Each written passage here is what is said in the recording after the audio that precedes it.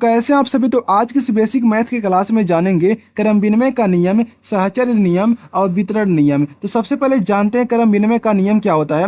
जैसे मान लीजिए आपके पास क्या 3 है, अब प्लस में करना है 7, तो कितना आ जाएगा हमारा 10 आ जाएगा। अब मैं क्या कहता हूँ, 7 को पहले लिखिए और जो 3 हमारा है उसको बाद में लिखिए, तो कितना आ जाएगा हमारा 10 आ जाएगा। देखिए इसमें क्या कर रहे हैं, क्रम को हम इधर उधर कर दे रहे हैं, तभी हमारा जोड़ने पर जो नंबर आ रहा है सेम आ रहा है। तो इसी को क्या कहते हैं, क्रम विनिमय का नियम। जैसे मान लीजिए 5 है, प्लस में करना है हमको 2 करना है, तो कितना आ जाएगा हमारा 7 आ जाएगा। अब मैं क्या करता हूँ, 2 को पहले लिख देता हूँ और 5 को बाद में लिख देता हूँ, तो कितना आ जाएगा हमारा, तभी भी 7 आएगा। तो इसी को क्या कहते हैं, क्रम विनिमय का नियम। अब देखो सहचर्य नियम क्या होता है। जैसे मान लीजिए आपके पास क्या है, जैसे मान लीजिए यहाँ पर है 2 है, प्लस में क्या है 3 है, प्लस में क्या 4 है।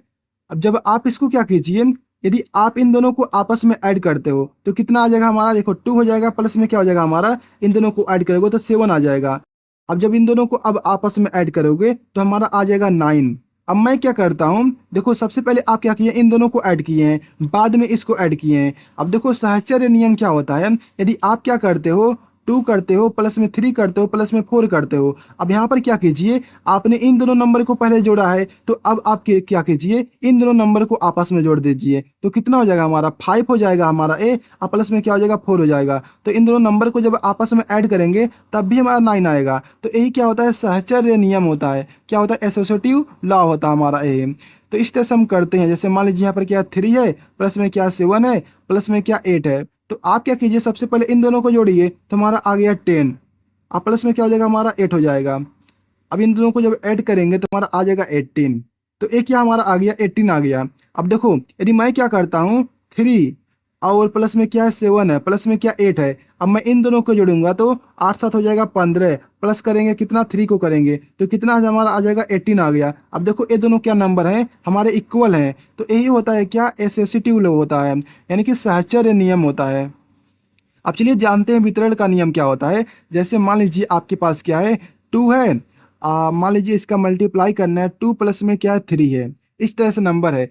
तो जब आप इसका इसमें मल्टीप्लाई करेंगे ना, तो इसी को क्या कहते हैं, वितरण नियम। तो ये आपको आता होगा, जैसे 2 का मल्टीप्लाई करेंगे 2 में, यानी कि जो हमारा बाहर नंबर होता है ना, इसका मल्टीप्लाई इसके साथ करेंगे तो हो जाएगा इस तरह से। आप प्लस का साइन है तो प्लस का लगा देंगे इस तरह से। अब 2 का मल्टीप्लाई इसके साथ करेंगे तो कितना हो जाएगा हमारा 2, अब मल्टीप्लाई हो जाएगा 3। तो यहाँ पर देखो 4 आ गया, अब प्लस में हमारा आ गया 6। यही क्या हमारा इसका है, वितरण नियम है। यहाँ पर देखो वितरण कर रहे हैं ना, तो इसीलिए हमारा क्या हो गया, वितरण नियम है। तो यहाँ पर आ जाएगा इस तरह से 10 आ गया।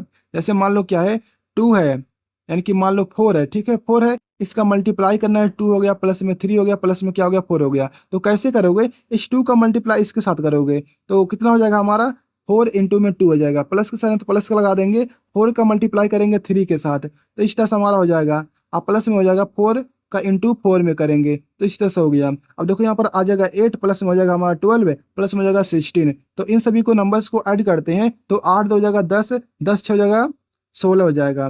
1 और 2 हो जाएगा हमारा कितना, एक, यानी कि 1 1 हो जाएगा 2, और 2 1 हो जाएगा हमारा 3, यानी कि आ चुका है 36। तो इसी को क्या कहते हैं, वितरण नियम, क्योंकि हम यहाँ पर क्या कर रहे हैं, वितरण कर रहे हैं। तो इस तरह से हमारा हो गया। तो आपको वीडियो कैसा लगा कमेंट बताएगा। तो मिलते हैं अगले वीडियो में, चैनल को सब्सक्राइब कर लीजिए।